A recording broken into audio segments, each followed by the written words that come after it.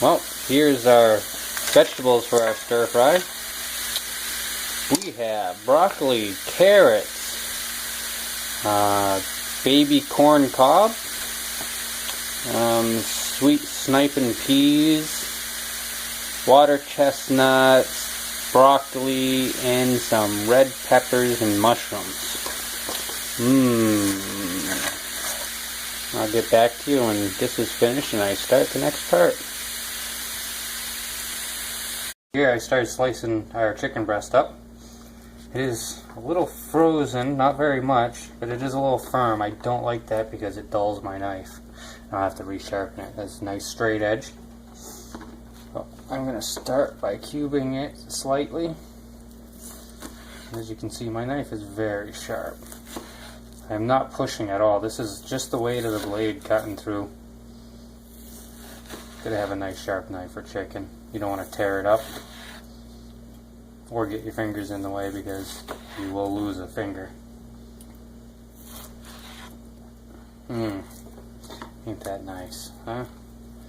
Nice chunks of chicken breast. Already somewhat sliced. Pretty much the size I'm going to use. Some of them that are a little over big, I'll just trim those down a little bit. Well, roughly all the same size, so your cooking time's the same. You don't get some pieces that are a little overdone and some that are not. I pretty much think you guys get the drift of it. Alright, I'll be back with some more in a few minutes. Got the chicken all diced up. And another thing people like to mistake. If you are using a non-stick pan of any type, do not exceed medium-high heat. On our stove, medium-high is 7 out of a 9. I say this because so many people burn their pans and they eat the Teflon or coating in their pan. Not very good for you. So, do not exceed medium-high heat with any non-stick pan. I am using a porcelain pan, Green Life, so I could actually crank this on high. But in reality, there is nothing you can cook in a frying pan on high without either burning the outside and undercooking the inside. So medium heat is choice of any frying pan for any dish. Unless it says to bring the contents to a boil and then simmer. That is the only time you should be using high heat on a frying pan. Alright, my pan's been heating up for about 2 minutes now on medium-high heat, and I'm going to add the chicken. Another mistake people do. Do not use your utensil you are using for your meat in with your vegetables or other dishes. You are cross-contaminated. Once I have my meat in, my hands and this tray will be in the sink to be washed. Notice I did not put any oil or butter in the pan prior to putting the chicken in. With a porcelain coated pan, that's not needed.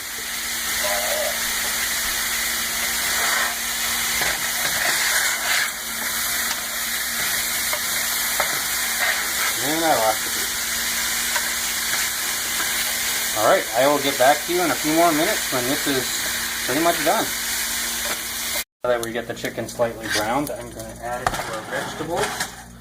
I've been sitting on low, warming up.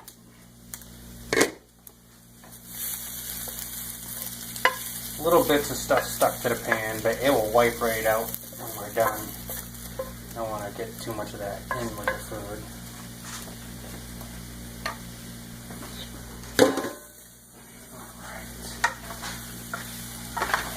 Alright.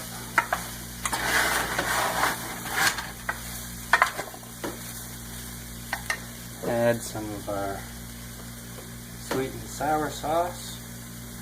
It's a little thick.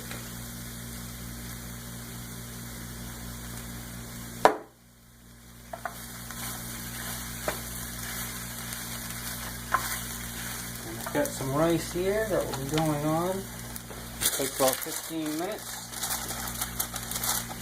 It says 10 minutes, but that's once it's boiling.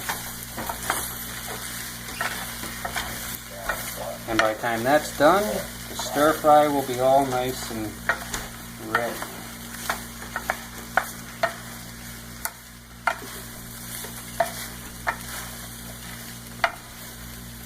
Trying to get this coated as best as I can without losing too much on the stove.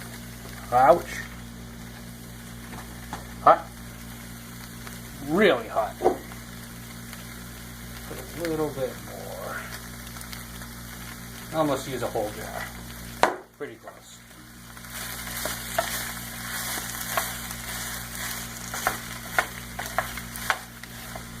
And I am still on medium-high heat.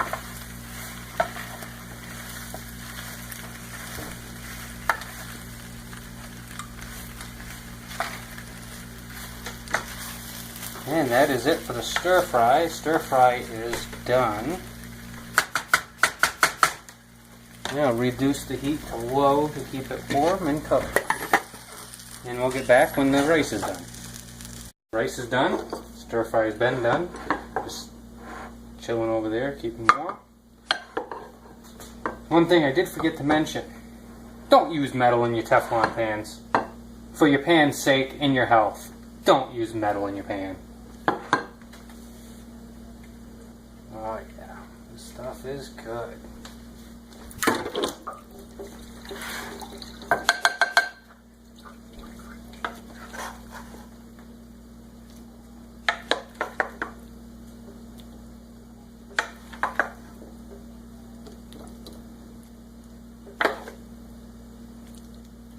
Well, there you go. Some chicken vegetable stir fry over rice. About $8 to feed 3 people. Unless you guys don't eat that much. But these are our average size plates. Hope you guys enjoy. Have a nice day. And I'd like to thank my loving wife for being the camera woman today.